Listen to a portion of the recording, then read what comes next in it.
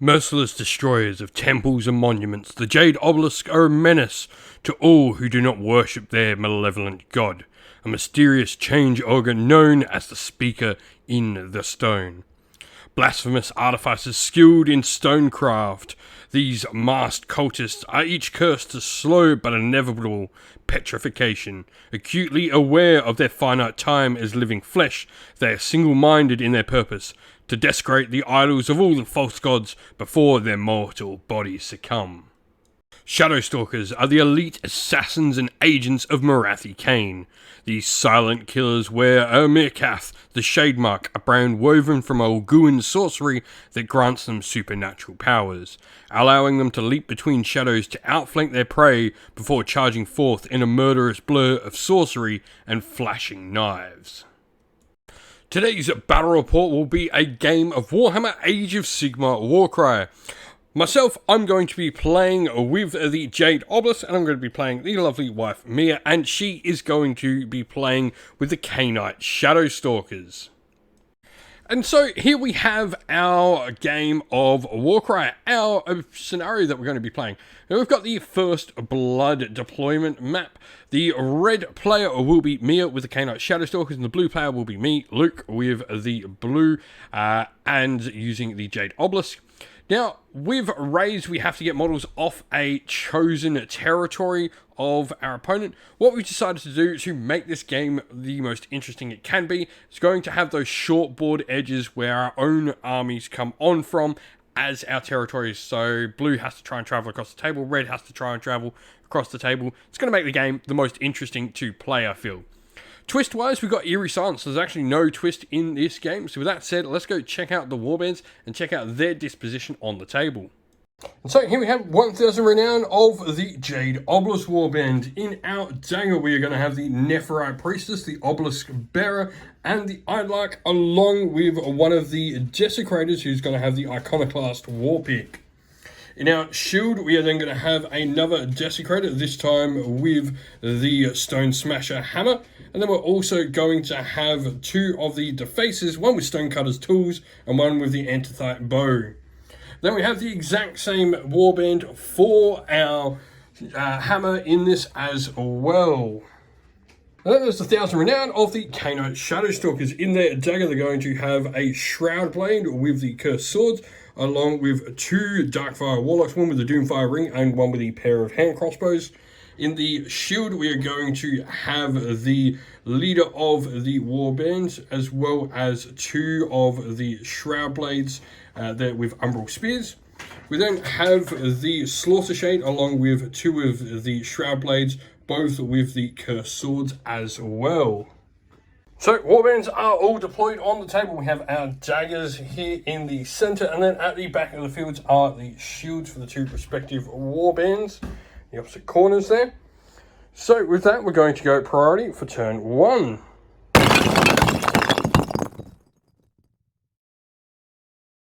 And so, this is priority for the Khainite Shadowstalkers. Go for it. What do we get? You've got a 4/4, 1/1 in there.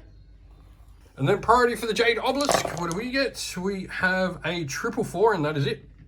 And so, because of the singles, the Jade Obelisk will get the first activation for the round, so we'll go into that. So, first activation for the Jade Obelisk, we're just moving our Defacer up there, doing a double move, and that will be that.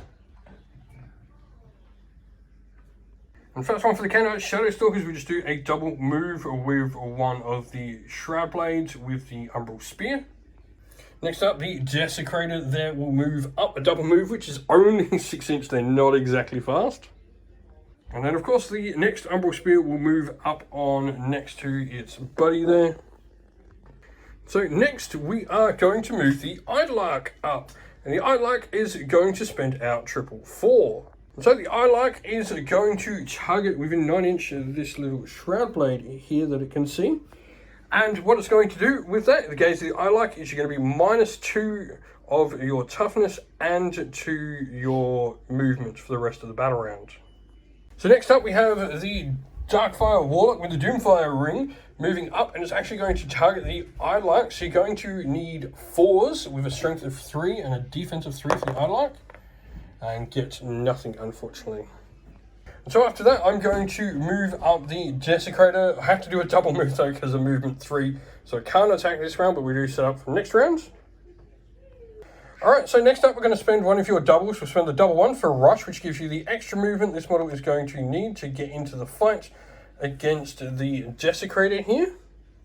So you are strength 3 with the Umbral Blades. 4 attacks though, you will need 5s to wound. That'll be 2 of the wounds, so it'll just be 2 points of damage though. After that, we're then going to move our Archer, who is within 15 inch of your Umbral Spear here. We're going to take a shot. So we are only going to need, we're going to need 3s to wound now with our 2 shots for the bow, thanks to the Ilark's ability. We got 1. So it'll just be a singular point of damage.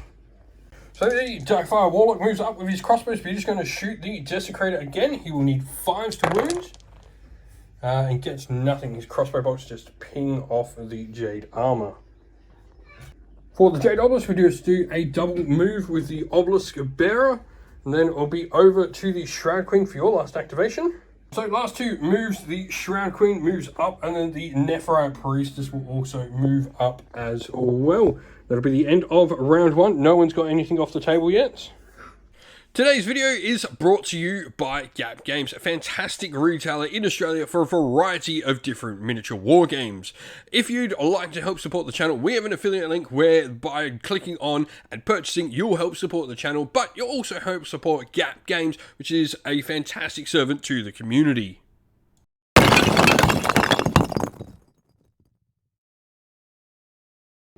So, reserve-wise for turn 2. Bring on both our warlords, both of us deciding to try and sneak 3 models off each, because that's how this scenario will work for us. But with that, it's now priority, so who can get the first point off the table, really? And so to start with, priority for the Khainite Shadowstalkers. What do we get? She got a 6/6, 4/4. It's a nice couple of doubles there.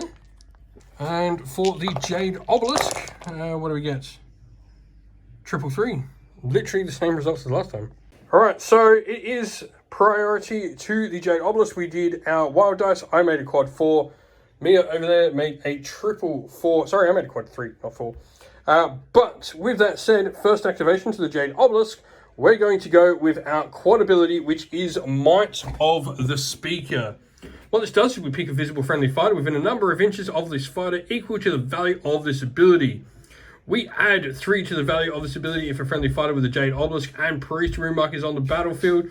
The fighter can make up to 2 bonus move, bonus attack, or bonus distant engage actions in any combination. So, we're going to be putting this on our Desecrator here. So, he's going to make 2 bonus attacks now. And so, first of the bonus 2 attack actions, or move actions, or whatever he wants to do, we're going to attack the Shroud Blade. We are strength 5, got 4 attacks with the War Pick, so we're needing 3s.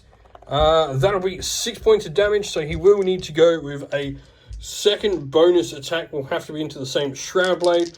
So we will go, and wow, we got nothing on that second attack. So just 6 damage and that's it. That's terrible.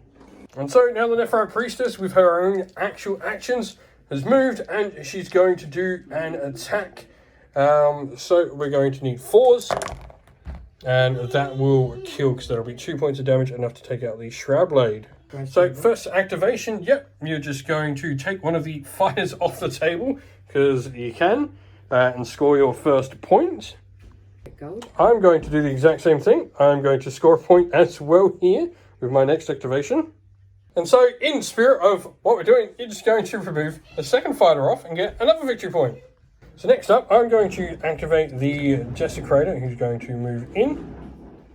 And then we're going to attack the one with the Doomfire ring. And so, the Desecrator, we are needing 3s. So that'll be 4 points of damage. Alright, so the Doomfire Warlock will do his first attack. You need 5s to wound me. Got 1, so he can attack again, because he's got 2 activations, so go again. Same amount of attacks, need 5s once more. And so you're going to do 2 points of damage to me. Then going to do, for the Jade Obelisk, a double move with one of the Defacers. So the Shroud Queen, she moves up, so she can also spend a double for Rampage to give her the extra attack to make sure she does the kill. So you get one more dice on your attacks. And so 3's to wounds. Ooh, I think you're only going to just do it. What'll that be? That'll be 5, 6, 7. It'll be alive on a wound. Right, so our Obelisk Spirit will attack next, doing a move and then going to attack. We have 4 attacks into the Shroud Queen. So we are going to need, with your defense of 4, we're going to actually need 4s. So we will do a grand total of 8 wounds. Right, so the Shroud Blade with Obelisk Spirit will move up. It's going to use a double, or rather the triple you have there for Cursed Darts. So you get to roll 2 dice now. For each 4+, you do damage. 2 points of damage, but one of them, single for it, will kill the Idolark. Which you get 1, and that'll kill the Idolark. Next activation for the Jade Obelisk, we're just going to take this model off the table. And so then we have a double move with the other Umbral Spear wielding Shroud Blade, trying to get off the edge of the table. Then while you're running, I'm going to do the slow plod across the other side of the table with the Desecrator. And so the Darkfire Warlock here will start by unleashing on the Desecrator in the center. It's just blocking the passageway. So 4 attacks. You will need 5s to wounds. Oh, there we go. There's a crit, so that'll be 3 points of damage. And go again, because that will not take me out. That'll take me to 7, so I've got 5 wounds left. So that'll take me to 10. I've got 2 wounds left. So next up, I've got a couple of decisions because both those models can move off next turn. I don't think I'm going to get enough wounds on to kill your Shroud Queen now. So we're going to shoot this Umbral Spear back here because that model won't be able to get off the table. So we're going to take pot shots at it. Might as well roll both shots at once because I've not got enough damage even on 2 crits to kill you outright. So we're going to go and we got 1 crit plus doing 2 others. So we do 5 damage. Take it to 6. And then the Slaughter Shade just moves off for another point for the Khainite Shadowstalkers. Then I'm going to move my Anathite Bow, who can see that Shroud Blade through there. So we're going to take the shot. So we either need a single crit or 2 hits. We're wounding on 4s. We got 1. You've got 1 wound left.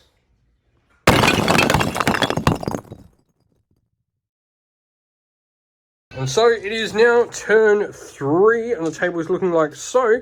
Priority for the Khainite Shadowstalkers. You have 3, 3, 2, 2. That's a nice lot of dice. And so priority for the Jade Obelisk will be true. Oh, we got a quad 3 straight out. And so priority does go to the Jade Obelisk. So we are going to activate the Priest first, and she's once again going to use Might of the Speaker. And this time we're going to activate here with the Desecrator. So Desecrator is going to go into the Wounded Darkfire Warlock to begin with. We need 3s. We've got 1, so that'll be 2 points of damage. Wow. It's not rolling well, that one. And then we'll go a attack into the Darkfire Warlock here with the crossbows instead. And that will be big. That'll be 12 points of damage and just see him dead.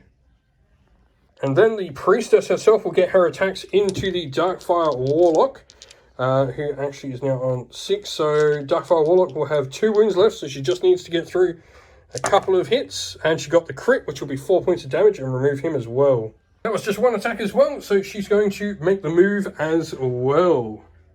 And so going for the points, the Khainite Shadowstalker here, the Shroud Blade is within 10, so we'll just do a double move to get off. I'm then going to take the bow here. I'm going to shoot your Shroud Blade here. You need to do a single point of damage with 2 shots on 4s. And we do, and that'll kill her as well. And so next activation will be the Shroud Queen. I'm going to move it for the wife because the daughter is currently smothering her, as you can hear. And so that will mean the wife will get 5 points in total. She can't score any more. So now all we have to do is I've got the movement rest for this round, and then we'll see how far I can get across the table and how many I can get off. Today's video is brought to you by Baron of Dice, a premium wargaming dice that make your table come alive. Now, if you're looking for some great dice to suit an army you play on the tabletop in a variety of different games, go to Baron of Dice and check out their website. You can also use our discount code down in the video's description, which will help support the channel, but also nab you a cheap little discount. The dice you see pictured here are the official dice for Parabellum's Last Argument of King's Conquest by them as well, which you can find on the Parabellum eStore as well.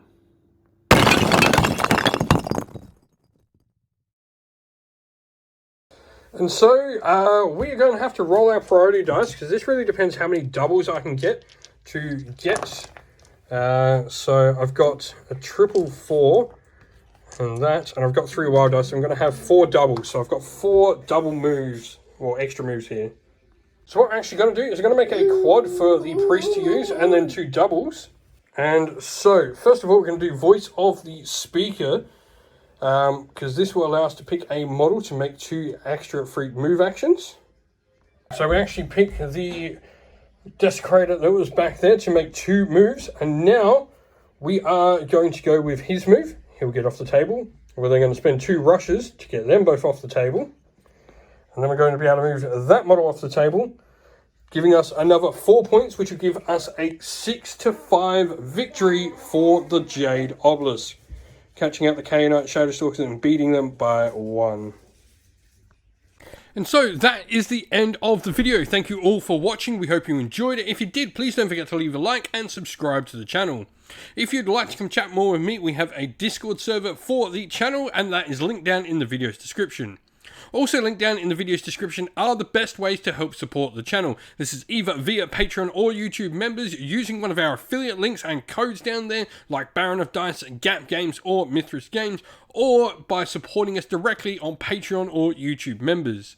If you'd like to do any of those, we have links for that all in the description, and as a special thank you to our Patrons and YouTube members, we'd like to give them all a shout out. So thank you to our Patreons: Soren, Kenny Lowell, Outer and Shot First, Andrew Bowen, Cure Dynamic, JJ Austrian, Average Wargamer, Domir, Mark Harvey, James Cater, Benjamin Swallows, Red Martin, Iron Grinch, Colorblind Magic, Grimscold and Andy C, and our YouTube members: Greenridge Gaming, Ronya, Lock Loric, The Johnny84, Broken Chef, Ariana Edwards, Revenar, Pink Nico Fire, Robin Mankiller, Monty's Tabletop Terrain, James Tillman, Disco, and John Castle. Lastly, a special thanks to Lady Witchfox Art, who does all the amazing artwork you see on the channel. Once again, everyone, thank you all for watching. Don't forget to like, subscribe, and drop a comment down below. Stay safe, stay well, and most of all, keep fighting that war against the Grey. Ciao for now.